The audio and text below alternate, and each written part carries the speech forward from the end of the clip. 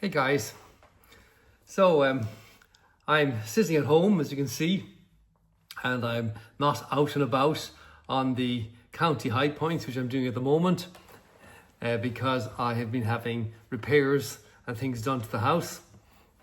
But I plan to head out again in a couple of days.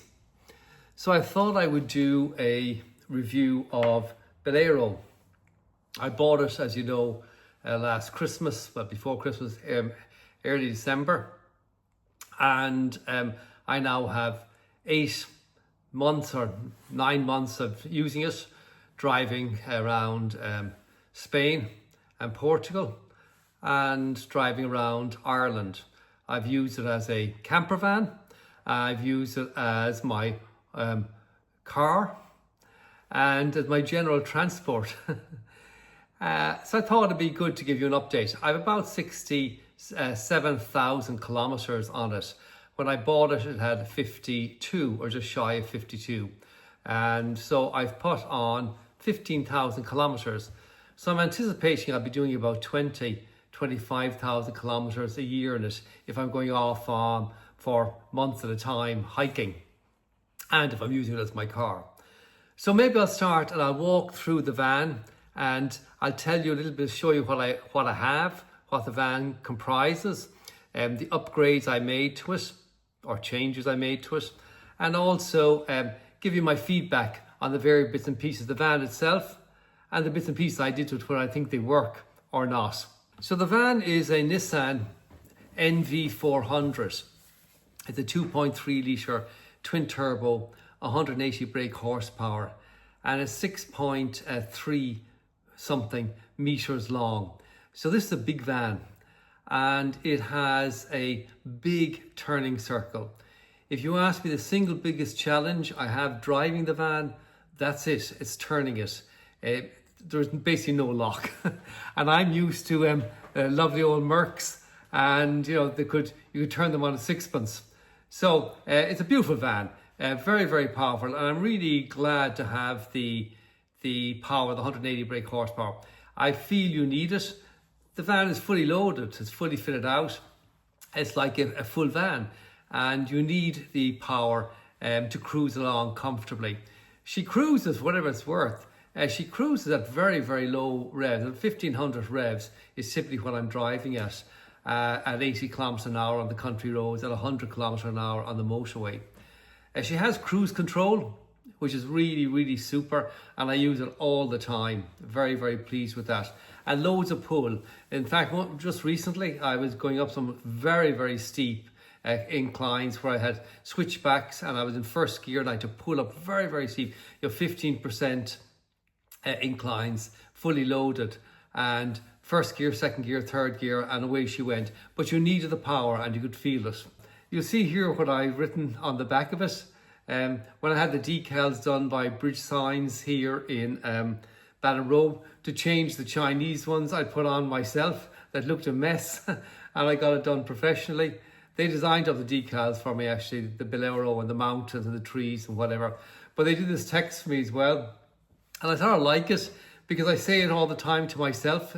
It's sort of my little mantra. It may be later than you think. If not now, then when, and one life live it. Feels very, very easy for us to keep procrastinating, keep delaying. Someday I'll do something, and you just got to go and do it. I'm a really big believer in this. The van has a hitch, which I don't use, but it's a good thing to have. So if I'm reversing back, it's the hitch that bumped into something typically before the van does, or if somebody reverses into me, the same. The setup is sort of interesting. I bought it from Joe Murphy in Galway, and he'd have fitted out so that he could use it traveling sort of incognito.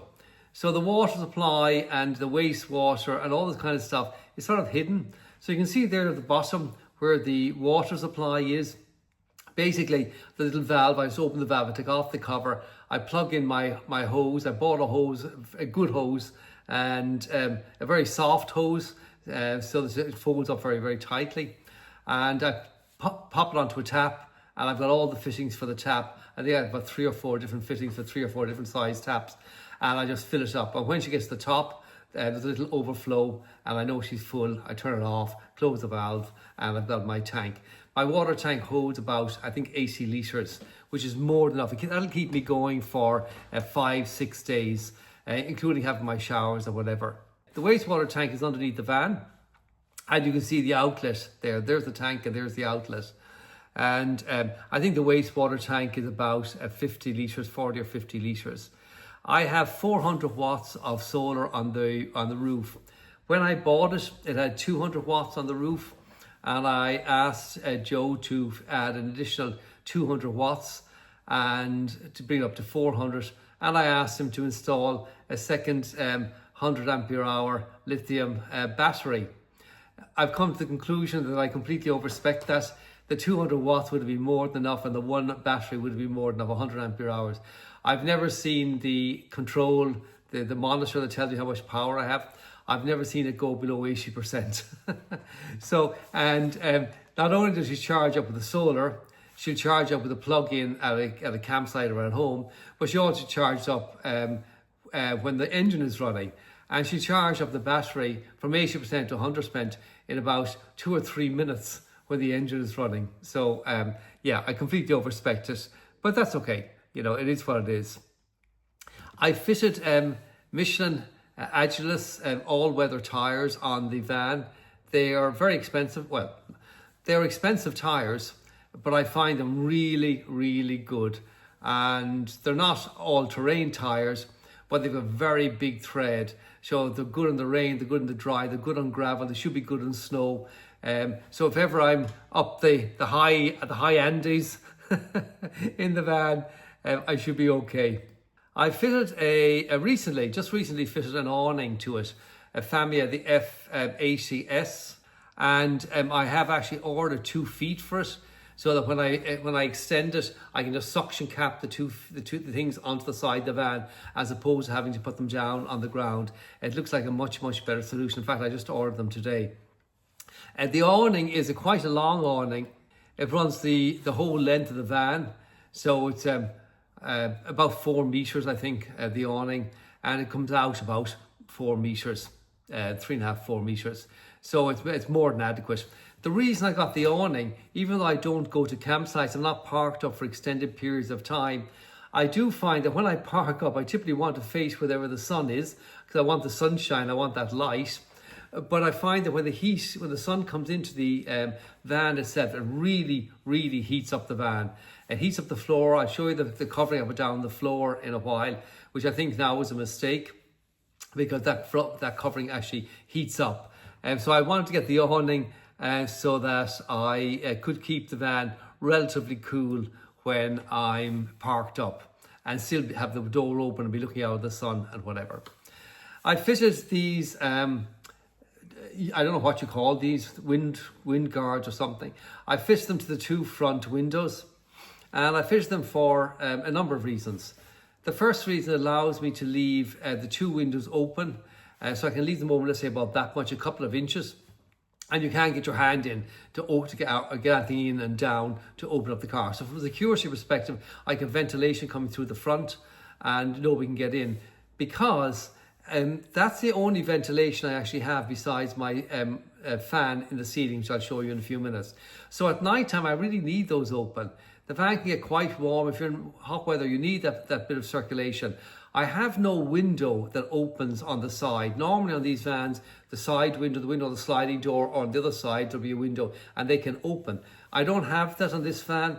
The window is just a solid window. It's lovely, tinted window on the side, where my entrance is on that sliding door, but I can't open it. So I really do need that extra ventilation. The other reason was I can drive along, and from a rain perspective, I can keep that open a little bit when I'm driving along if it's warm, and I get the air circulation. If it's raining, it doesn't come in or whatever, and you don't get an awful lot of noise from the wind. But I primarily got them so I could leave the window open for security reasons. Now, here's a shot of looking at the back of the van. And you can see there, that's the very back, that's the double bed. And let me just talk about the bed for a moment. I'm maybe 167, I think it's, 167 centimeters. And I just fit. So if you're a big person, I'm a small guy, like, 5'5.5", I think. So I just fit, literally. And if I want to stretch out, I can't really. So it's wide enough for two people, and so you can fit in. Two people my size would fit into it, but you wouldn't want to be 6 foot, and you sure wouldn't want to be two people at 6 feet, or you'd really want to love her. I find that a little bit of a challenge. I obviously I'm traveling on my own, and I tend to sleep on the diagonal so I can get that extra space and I can stretch out a bit. But that's one of the problems with having the bed going crossways across the van as opposed to longitudinal, if you wish. It is tight. You see that on the windows here, on the back doors, on the barn doors, I have these covers. I ordered these from France. They were quite expensive.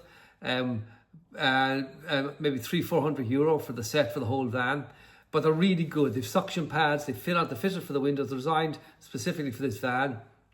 And they fit up on the windows on suction pads. So super, super simple. I tend to keep them on the back all the time. And I put them up on the side window, on the sliding door when I'm going to bed. And I pull my curtain. I'll show you my curtain in a while. I rarely put them up on the front windows, i.e. the windscreen and the two doors, the driver's door and the passenger door, because it's a bit of a pain in the ass. But I do put up the one on the front when it's very, very warm, when the sun is shining, because it's got a reflective coat on the outside, and it does actually make a real difference when it is very, very warm. I store these units, so these blinds, just above the cab. You can see there above the cab, there's a small little gap about this big, and they fit in perfectly in there. It's a lovely place to store them. I built this drawer myself. So initially what I had in the back was that drawer wasn't there, and you can see the shelf above it. That wasn't there. It was just completely open. And I had all these plastic boxes in it, tied down, ratcheted down, or whatever. And it was an absolute pain. Every time you wanted something, it was a big deal going in, getting anything out. It was always in the last box or buried somewhere. And I got more cuts on the top of my head, bashing my head on the underside of the bed, on the timber supporting the bed. So I really had enough. So I decided a little project for myself there a month ago that I would build this. And I Googled it, and I got myself very heavy duty drawer rails. And it was super easy. Made up the box, got a couple of sheets of ply, made up the box, and I made it up actually to fit it. So I fitted the rails and measured everything. So I actually built it not based on measurement. I built it as I fitted bits and pieces to it. I built it to fit those bits and pieces, if you understand my meaning. So first I put in the rails and got those fitted. Then I put the floor fitted to the rails with a piece of timber fitted to the rails. Then I put the sides on it, and so on and so forth. So and then I put the inserts in the middle. So it was an easy way to do it. I'm not a skilled carpenter in any way, and I knew that if I tried to measure up and make it, it would just never fit. I've been here before and learned my lesson. So that has been a really, really successful little project. I fit everything there, all my hiking gear, my shoes, you can see all my stuff there, but also everything from my hoses and my repair kits and all this kind of stuff. Everything goes into it. It's really freed up, and it's super simple. You just slide it out, everything's there, you get the thing you need and slide it back in. And those rails, they lock when they're out, they can lock halfway, and they lock when they're in. Above that, you can see I built this shelf, and I can actually take the front wheel off my bike. You may actually see, if I move out of the way there, you may see out there through the window my bike. This is an old bike I had, and I just restored it.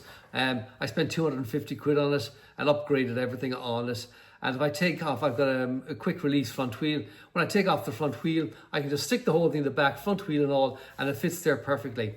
And I'm hoping that this will be a real benefit to me when I'm traveling. Often I'd find that I arrive somewhere, I park outside a town, typically. I mean, I rarely go to campsites. I'm usually parked close to a town or a village, but out in the wilderness, if you wish.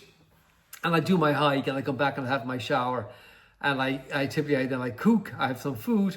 And then typically I want to go and do the shopping, or go and do a message, or just go and sit down in a cafe or somewhere and have a beer or whatever. And you really don't want to try and drive into these towns. I just hate driving in the cities. It's a big van. And these, particularly down in Spain and Portugal and France, these are tiny little streets. narrow little streets built for small little cars, built for bicycles in truth, or asses and carts, and just not built for traffic. And so I wanted a bike. Everybody I'd meet had a bike. And I didn't want to get a rack on the back and put on the hitch, because it means I can't open my barn doors and get at my drawer with all my bits and pieces. So I built this shelf, not sure if I could actually get the bike in, because you can see the trusses supporting the bed. I thought the pedals would hit on this when I did my measurements, but I built it anyway. And no, just by doing a little bit of jiggling, my bike slides in. I can pull the bike out, pop on the wheel. It takes literally a minute, and I'm up and running and ready to go. And I got little panniers for it so I can go do my messages. So I'm really pleased with that, actually. I've tried it out, I've taken the bike with me, I've tried it out, and it has worked. And you can see here, I can also store my tennis racket, my collapsible bucket, and my outside table underneath the drawer. On the right-hand side of that drawer, that shelf drawer unit, I have my water tank where I have my 80 litres of water, and I store my electric cables, and the plug-in point there for plugging into power at home or on a campsite is in that little unit as well. And on the other side, I have just storage, and in there I keep my 2 seats for sitting outside, and the handle of my mop for washing the van. The van, as I said, has only got that window. You see it there on the sliding door. It's a lovely window, but it doesn't open. Hence, I told you I needed the ventilation on the front. And looking in there, you see that's how big it opens, and you're looking straight into the van. You'll see there on the right-hand side is where my gas is stored, and it takes an 8.5 kilo gas cylinder, which I find I've got that gas cylinder almost immediately after I got the van, because the other gas cylinder I had for the previous van didn't fit. So I've been traveling now. I did 2 months in Spain, and I've been away every other week for a few days here in Ireland, using the gas all the time, and I've used half the cylinder. So yeah, I'm amazed actually how much gas you get out of one cylinder. Really pleased with that. Just a quickie, I mentioned earlier the floor covering. So you can see here the floor covering that I put down. I put down this rubberized floor covering all throughout the whole van, in the driver's section and through the living area. And I thought it was a great idea. I thought it would be better finish than the finish that was on it. But in fact, I am now, even though it looks nice, I'm now less convinced, because it heats up. When you're in somewhere like Spain or somewhere and the sun hits that, you can't walk on it, it gets so hot. And in fact, it's bubbled. So I didn't glue it everywhere. I just put down Tech 7, I think, in a sort of swirls back and forth, and then popped it down. But between all those swirls, it's now bubbling. So if I was back again, I wouldn't do that. That was a bit of a mistake. And the reason I've got all the mats there is to try and keep the floor covering I put down covered so it doesn't get too hot. I have along the interior of the van, I have these little lights, don't know what you call them, just a little light. I never use them. I suppose they're supposed to put on so you can sort of walk around and see whatever without having the main lights on, but I never use them. You can see there the heater, the vent there for the heater. I have a diesel heater that runs off the main diesel tank. And it's a great heater, works really well. It's situated underneath the table. So you can see the leg of the table there just above it. The actual heater is situated in there. Works really well. Underneath the 2 seats, the passenger seat and the driver's seat, I have my batteries. So 100 ampere hours under each seat. So I have 200 ampere hours of battery. And all the controllers for that are right behind the driver's seat. And you can see there the controllers, and you can see the inverter there beside it. That inverter, by the way, has a 3-pin plug. I have a 2-pin plug in there at the moment, my toothbrush charging up. But that's a 3-pin plug, and that's pretty much where I run everything from. So I want to plug in my laptop or anything big like that I want to charge up that only runs off AC. That's where I plug it in. There are 2 other sockets underneath the other 2 seats beside the dining table, and they run only if you're plugged into mains power. I never use them. I have never used them. I have 2 little fans, which you might laugh at, They were there when I got the van, but actually they work. When you're sitting there on an evening and it's warm and you have everything open and you just turn them on, it just gets the air moving. So I don't need to put on the main fan. They just run off of a Bluetooth connection. One of the things that I did, that I added to it, was this curtain. This is a blackout curtain that I went into the curtain shop, or the curtain and blinds and lighting shop in the opposite shopping centre in Galway. And I asked them if they had a blackout curtain. They had that. It wasn't expensive, about 30 or 40 euro. And I cut it up and engineered it to fit there. I have Velcro going down the left hand side. She comes along on a slider, a little hook at the top, zips up the Velcro, and it means I don't have to put up the blinds that I have stored up above it at night time. I just pull that across, put the one blind at the side window, and that's it. I'm done. It takes 2 seconds, and I'm really pleased with that. That was a very good move. You can see there also all my charging points. I have 3 different charging points there, and little units for holding my phone, holding the controller for the fan, and other bits and pieces. You'll also see there you see the smoke detector, and you'll see the CO2 or gas detector. And I have both of those there, and they're really important. They've actually gone off once or twice on me, so they have. They've actually gone off once or twice, and because of the van was all closed up, and maybe I'd cooked a bit or I'd done whatever. So I'm really happy to have those there. There's a panel there that tells me the battery charge. You can see it's at 100% there, and it tells me how much power is going into it. And there's the controller showing me the power coming off the solar panels. And behind the 2 seats at the dining table, I have my unit telling me my water temperature. The boiler for my hot water, I'm not sure how big the cylinder is, probably around 15 litres or something, I'd say, maybe 20 litres. But it heats up off the solar panels, or when I'm driving, it heats up like really easy. I leave it on when I'm traveling, so I leave it on, and I have I set it for 70 degrees. It heats up to about 68, 69, and I have as much hot water as I would ever need for my shower, for washing up, for whatever. Really important. It's interesting when I think about the van, I think about traveling in a camper van. In order of priority, I want a van that's reliable, the engine's reliable, the bodywork's reliable, that it runs, it's a good van, it's insulated properly and so on. That's the single most important thing. The second most important thing is I need a bed I can sleep in. I gotta be able to lie down and get a good night's sleep. The third most important thing is I need a toilet. I'll show you mine in a moment.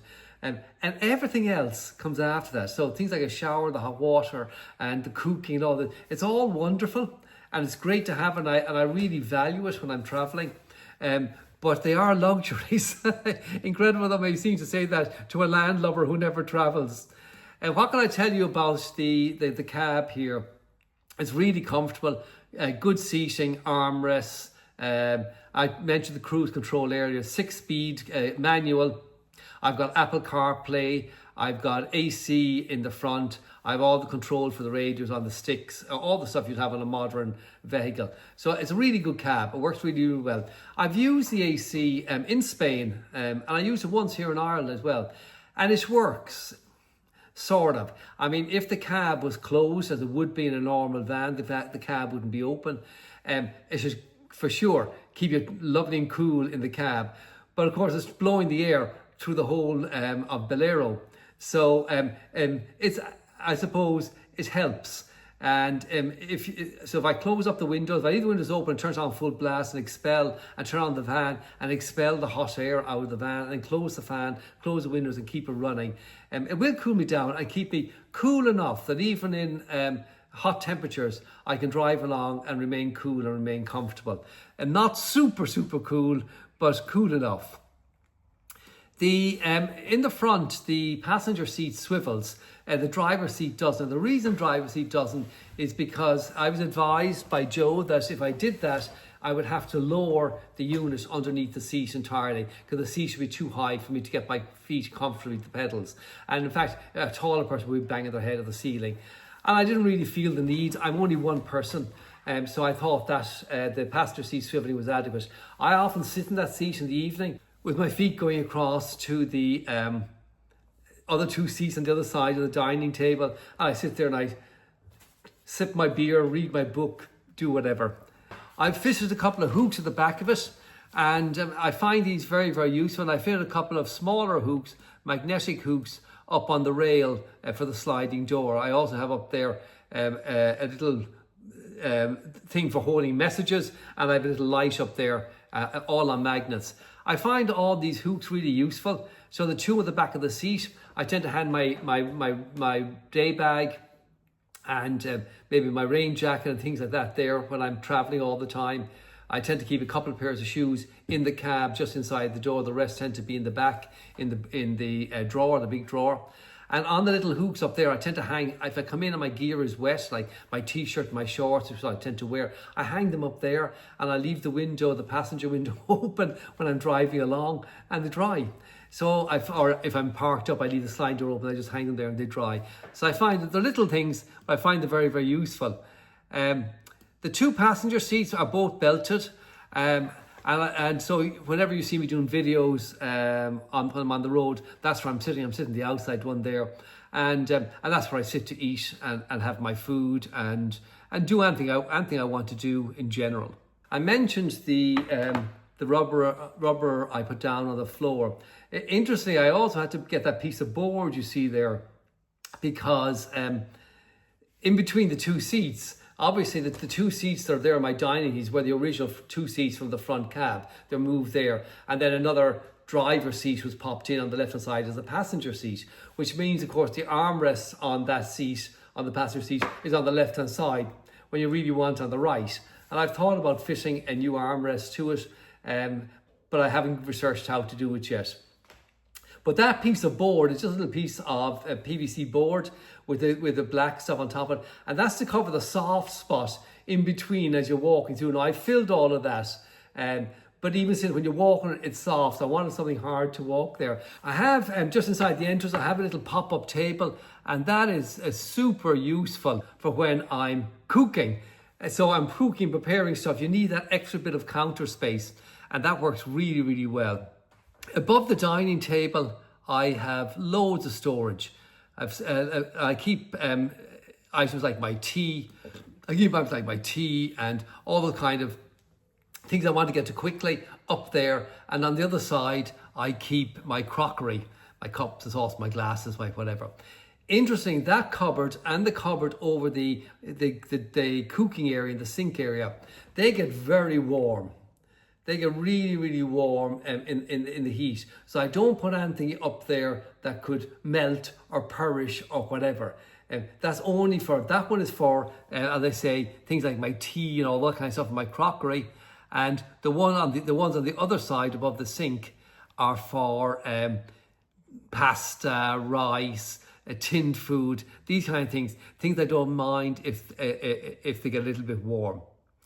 The lighting in it is all LED lighting. It's really good lighting. It works really well. I mentioned earlier the things you need in order of importance. Before the shower and the hot water, I would have this. I'd have the fridge. So I'd have my van right, I'd have my bed right, I'd have my toilet, and then I'd have my fridge. Having a good fridge is absolutely incredible. And this is a great fridge. It works really, really well and runs on virtually no power. And you can see I have put a bit of Velcro on it because I've had a couple of experiences of taking sharp bends and the door opened and the fridge emptied itself. Yogurt everywhere, you can imagine. So I found simple little solutions to that to make it work. Another little solution I found was one day I was driving along and I had the window open drying my gear, and next time I looked out the back when I pulled up on a traffic light or something, and that thing has unraveled itself. I had kitchen towel everywhere. So I've got a little clothes peg. I just put a clothes peg on it. It keeps the kitchen towel in place. The storage, as I said, the storage above the sink unit and the cooking area, it gets very warm, so I tend to use that storage. As low as the storage, I tend to use it for dry goods. I have a double, 2 gas rings, and I've got a sink, hot and cold water in the sink. All works really well, very, very pleased with it, no problems. Underneath the sink, I have a load of storage, so I keep all my big bottles of water in there, my wine there, my flasks. I have storage for, my bottles of olive oil and all this kind of stuff. And underneath the fridge, I have storage for all my pots and pans. So I've all the storage I would ever need. Again, I'm only one person traveling. If were I two, I don't know. But one person, I never fill up all the storage.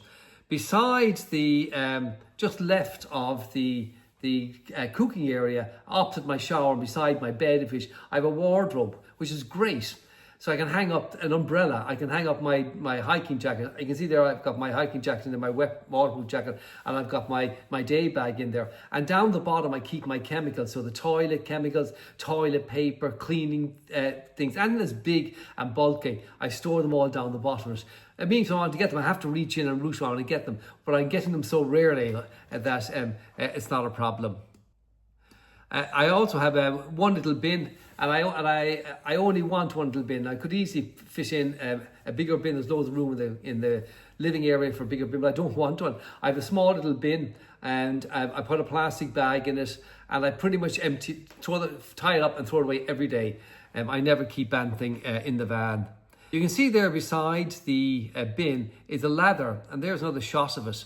And that's a 3.5 metre ladder, aluminium ladder, super light, that just clicks down together and clicks up. I use that as you step in out of the bed, even though the pots and pans shelf slides out from under the fridge and forms a step. But I use that. But the reason I have that is to get up on the roof. So that allows me, if I'm washing the van, which is a hose or whatever, I can get up, I have the ladder, I can get up there, I can clean off the solar panels and the roof and whatever. Or if I want to see if everything's okay on the roof or whatever, it just gives me that access. And I find it very, very useful. Again, I have a big mirror there. That's the only mirror really I use, except the one in the shower for shaving. And you can see the fan up there in the roof. And that's a really good fan, works really, really well. It opens and closes, it's got a rain control on, so it closes if it starts raining. It's closed when you drive, it's opened. I open it when I stop. I open it about that much. I can turn the fan on to either blow air in or suck air out. And I leave it open at night time. That's my main ventilation at night time. And it works very, very well. When I'm having a shower, I'll show you the shower in a minute. When I'm having a shower, I leave the shower door open because I have the shower curtain inside, and I have the fan on, and any moisture is just extracted. And I find that is more than adequate. It runs on a remote remote controller, so I can actually control it from wherever.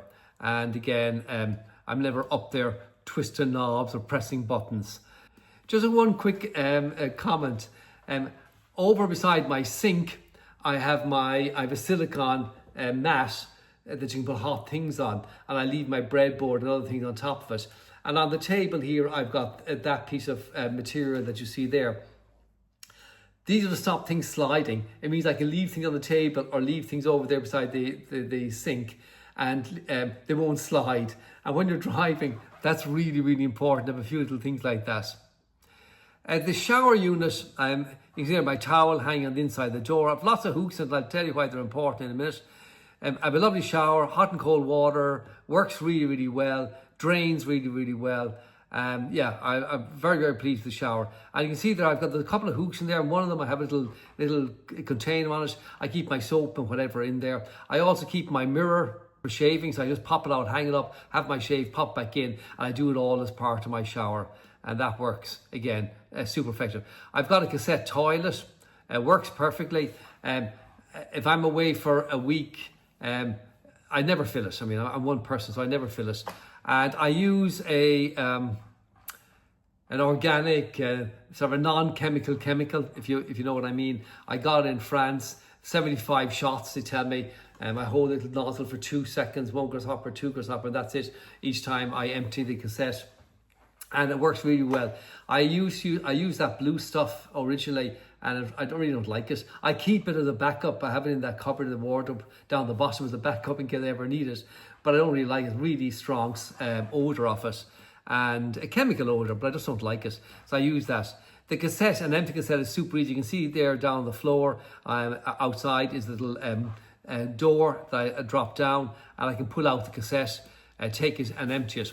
Regarding emptying cassettes, On the continent, of course, every second filling station you pull into, they've got a black waste dump, they've got a grey waste dump, they've got a place to top you up with water, they've got areas to wash your van with a gantry. You can get up, walk up the gantry so you can get up and do the top of it. I mean, super well organised. In Ireland, of course, there's nothing like that. However, you can empty that pretty much anywhere, and I have on occasions. Like when I come back from a trip here, I take it upstairs to one of the toilets, and I just empty it down the toilet and flush the toilet. It self-flushes actually, and then you just flush the toilet at the end. It's super easy to use. I mean, you have to sort of get your head around the fact that you're emptying number twos and number ones, but once you get your head around it, and when it's your own, it's not somebody else's, it's easier.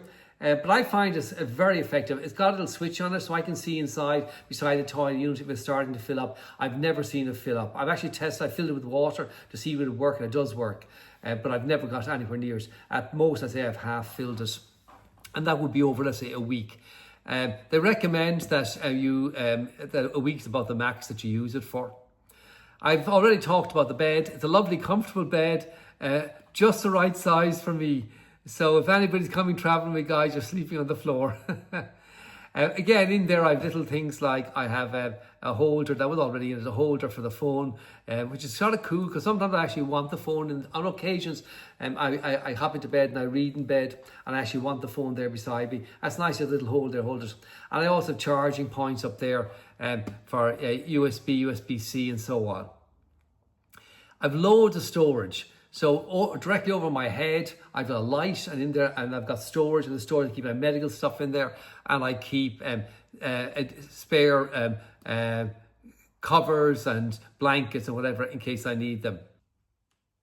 I also have other storage directly opposite it, which is about twice the size of that, where I put all my clothes.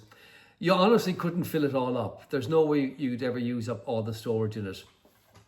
So that's sort of my review of the van. What can I tell you about Bellero? What's my overall view? I love the van. I think it is a wonderful van. I think it was really well built, and I think it was great value for money. It stands to be €45,000. You couldn't buy anything comparable. With that like low mileage, the 50,000 kilometres or 50,000 kilometres it had on it, and the power of it, and the quality of it, and the general condition of the van. You couldn't buy anything like that for 10,000 or 15,000 more than I paid for this van. I'm really, really pleased in terms of value for money. I'm really pleased in terms of performance. I've taken it up all sorts of trails and crummy little old dirt roads and all sorts of things, and she's performed beautifully. And if you've watched any of my videos on my trips in Spain will remember me getting stuck down a valley. And the good thing about this van is, with this van, you could in fact get out of there. She has what it takes actually to reverse. I could have reversed back up the valley. I've got the mats for putting underneath the wheels and all that kind of stuff. I could have made my own way out, which is just as well, because I think with the weight of this, you'd be hard pressed to pull it out, and you certainly would never have turned it on that narrow little patch. It's far too big. But in general, I'm really, really pleased with the van. And I'm pleased with all the upgrades and the things I've added to it. And I plan now this winter, at the moment I'm going away, anybody who's watched my videos will know I'm going away. I did all the pilgrim routes in Ireland in May, June and into July. And now I'm doing all the county high points. I've half them, just over half them done. And I intend to finish the rest of them between now and the end of September. So I'm away all the time in it. I never go to campsites, like never. And I just park up. And in fact, there's a whole movement across Europe now of these places where you can park up beside a pub or a restaurant. And all they ask is that maybe you go in and have a pint, or you buy a bit of food or whatever, and they're happy to park up there and to overnight. And that's really good. I've done it here in Ireland in loads of places already, and I really, really like that. So that's my overview. Super pleased with Bellero. I'm looking forward to heading off this winter. When I come back, I'm going to the States in October for a few days at the beginning for a wedding. And then when I come back from that, I plan to head off back to Europe and go off for a few months this time, not just the 2 months, might go away for 3, 4, 5, 6 months, I don't know, and live in the van. And one last final sort of philosophical point. It's really, really interesting when you live in the van. My son Patrick lives in a van with his wife. And my daughter Ellie uses her van well, she has a house, but she uses the van all the time when she travels. And I'm using my van. And you realise when you live in a van how little you actually need. You don't need all the clothes, all the bric-a-brac, all the books, all the junk. I'm surrounded by years of junk here. I mean, I love my junk, but you don't need any of it. And once you're traveling, once you're on the road gone for a week or two, you forget all that stuff. And it's sort of weird when you come back and you're surrounded by all this stuff, all of which takes time, effort, and money to maintain. And you've got to clean it, you've got to turn on the power, you've got to do whatever. You realise how simple life can be when you live in a van. So remember, final word, it may be later than you think. If not now, then when? One life, live it.